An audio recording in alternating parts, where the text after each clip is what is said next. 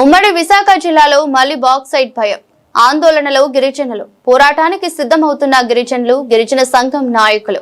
Bauxite తవ్వకంపై కేంద్ర రాష్ట్ర ప్రభుత్వాల తీరును మార్చుకోవాలని డిమాండ్.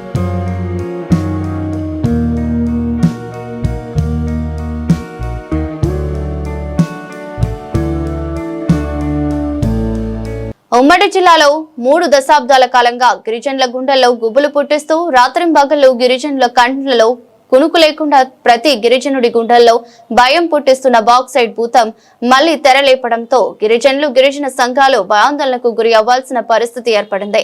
ప్రస్తుతం ఉమ్మడి విశాఖ ఏజెన్సీలో ఇదే హాట్ టాపిక్ గా మారి ఎవరి నోట విన్నా బాక్సైట్ మాటే వస్తుండటంతో గిరిజనులు మళ్లీ బాక్సైట్ పోరాటానికి సిద్ధమవుతున్నారు. ప్రభుత్వాలు మారినా రాజకీయ నాయకుల తీరు మారడం లేదని ప్రస్తుతం జరుగుతున్న అసెంబ్లీ సమావేశంలో జరిగిన గిరిజన ఎమ్మెల్యేలు, ఎంపీలు బాక్సైట్ జీవోను రద్దు చేయాలని కిల్లో సురేంద్ర డిమాండ్ చేశారు.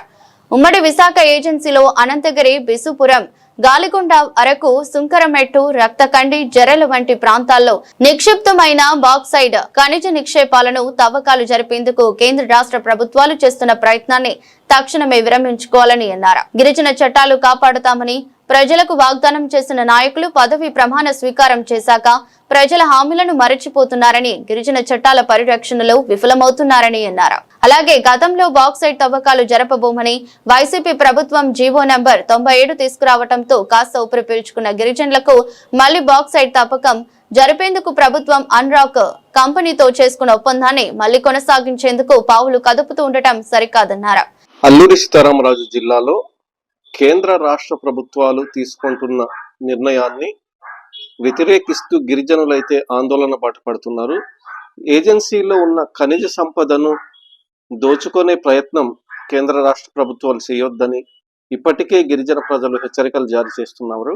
దీనిని ఏ విధంగా గిరిజన ప్రజలు ముందుకు తీసుకెళ్తారు, అలాగే గిరిజన ప్రజలు దీన్ని అడ్డుకోవడానికి ఎటువంటి ప్రయత్నాలు చేస్తున్నారు, దీనిపైన గిరిజన ప్రజా సంఘాలు ఏ విధంగా ముందడుగేస్తున్నాయి, దీనిపైన మనం గిరిజన సంఘ రాష్ట్ర కార్యదర్శి అప్పల్ నర్సయ్య గారితో మనం మాట్లాడి కొన్ని విషయాలు తెలుసుకుందాం. ఏజెన్సీ ప్రాంతంలో బాక్సైట్ ఇతర ఖనిజాలన్నింటినీ కూడా దోచిపెట్టాలని చెప్పి కేంద్ర ప్రభుత్వం ఇటీవల కాలంలో క్రిటికల్ మైనింగ్ పాలసీ అని చెప్పి తీసుకొచ్చింది.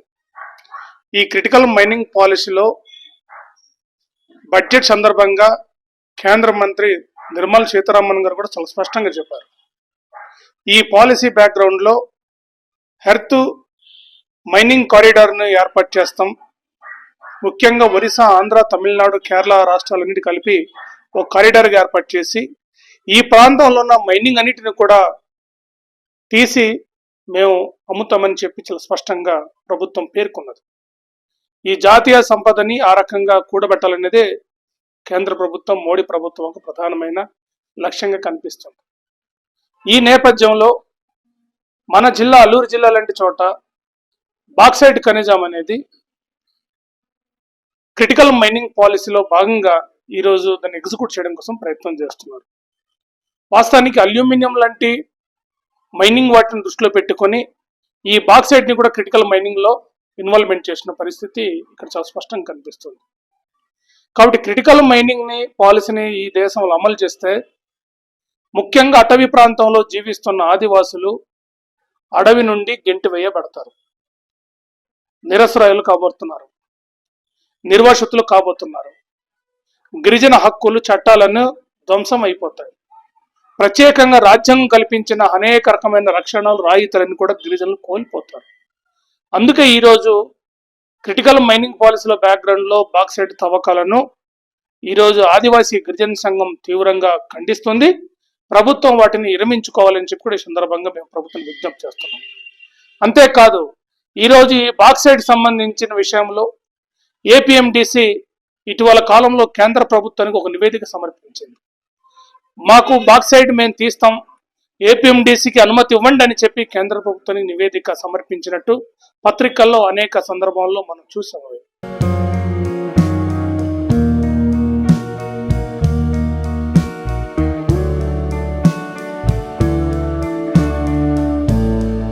గిరిజన సంఘం కార్యదర్శి పొద్దు బాలదేవ్ మాట్లాడుతూ గతంలో వైసీపీ టీడీపీ ప్రభుత్వాలు బాక్సైట్ ఒప్పందాన్ని రద్దు చేస్తున్నామని చెబుతూ చీకటి ఒప్పందాన్ని పెట్టుకుని గిరిజనులను మోసం చేయడం సరికాదని అక్రమ ఒప్పందాన్ని వెంటనే రద్దు చేయాలని ఆయన డిమాండ్ చేశారు. లేని పక్షంలో గిరిజన సంఘాలు మళ్లీ ఆందోళన బాట పట్టక తప్పదని హెచ్చరించారు. ఎప్పటికైనా కేంద్ర రాష్ట్ర ప్రభుత్వాలు బాక్సైట్ తవ్వక ఆలోచనలను విరమించుకోవాలని, లేని పక్షంలో గిరిజన సంఘాలు ఉద్యోగ సంఘాలు డిమాండ్ చేస్తున్నాయి. అంటే ఏపీఎండిసి ఈ ప్రాంతంలో ఈ రాష్ట్రంలో ఉన్న ఎన్డీఏ ప్రభుత్వం, చంద్రబాబు ప్రభుత్వం, జనసేన బీజేపీ ప్రభుత్వం ఈ ప్రాంతంలో బాక్సైట్ ఎలాగైనా తీయాలి అనే ఒక కుట్రపూరితంగా వ్యవహరిస్తున్నట్టు చాలా స్పష్టంగా కనిపిస్తుంది. ఎందుకంటే ఏపీఎండిసి చర్యని ఈ రోజు వరకు అధికార పార్టీ నాయకులు ఎక్కడ ఖండించిన దాఖలాలు లేవు. ప్రభుత్వంలో ఉన్న పెద్దలు ఎక్కడ ఖండించిన దాఖలాలు ఎక్కడ కనిపించలేదు. అంటే ఈ ప్రభుత్వం చాలా మౌనంగా ఉంది. మౌనంగా ఉందంటే మౌనమే అర్థాంగీకారం అన్నట్టు ఈ కేంద్ర ప్రభుత్వం యొక్క మైనింగ్ పాలసీకి అనుగుణంగా ఆంధ్రప్రదేశ్ రాష్ట్రంలో ఉన్న కూటమి ప్రభుత్వం పావులు కదుపుతుందని చెప్పడంలో చాలా స్పష్టమైన సంకేతాలని ప్రభుత్వం ఇటీవల కలవచ్చిందని చెప్పి మనకు అర్థమవుతుంది. అందుకే ఈరోజు బాక్సైట్ ని మేము చాలా తీవ్రంగా వ్యతిరేకిస్తున్నాము అనే విషయాన్ని మీ దృష్టికి మేము తీసుకొస్తున్నాము. అంతేకాదు ఈరోజు బాక్సైట్ కి సంబంధించి ఎటువంటి కార్యకలాపాలు చేపట్టట్లేదని చెప్పి అధికార యంత్రం ద్వారా ప్రభుత్వం ప్రకటించింది. కానీ రాష్ట్ర ముఖ్యమంత్రి గారు లేదా మైనింగ్ మంత్రి గారు లేదా గిరిజన మంత్రి గారు కనీసం అసెంబ్లీలో ఆ రకమైన ప్రకటన చేయలేదు. కనీసం గిరిజన సలహా మండలి సమావేశం ఏర్పాటు చేసి ఇదిగో ఏజెన్సీలో బాక్సైట్ తవ్వకాలు చేపట్టట్లేదని కనీసం ఒక ప్రకటన కూడా ఇచ్చిన దాఖలాలు ఎక్కడ కనిపించలేదు. అంటే ప్రభుత్వం ఈరోజు వాంటెడ్ గానే మైనింగ్ సంబంధించిన ఎగ్జిక్యూట్ సంబంధించి కావాల్సిన ప్రొసీజర్ ని ప్రభుత్వం చేపడుతుంది. ఎందుకు ఈ రకమైన ధైర్యం ఏపీఎండిసికి వచ్చిందంటే గతంలో ఏపీఎండిసికి అల్లూరి ఏజెన్సీలో ఉన్న బాక్సైట్ దాదాపు 4 బ్లాక్లో ఉన్న ఖనిజాలని తవ్వకాలు చేపట్టడం కోసం అటవీ పర్యావరణ శాఖ అనుమతి గతంలో ప్రభుత్వం ఇచ్చింది, కేంద్ర ప్రభుత్వం ఇచ్చింది. కేంద్ర ప్రభుత్వం ఇచ్చిన అనుమతి 30 సంవత్సరాల వరకు దాని కాల పరిమితి ఉంది.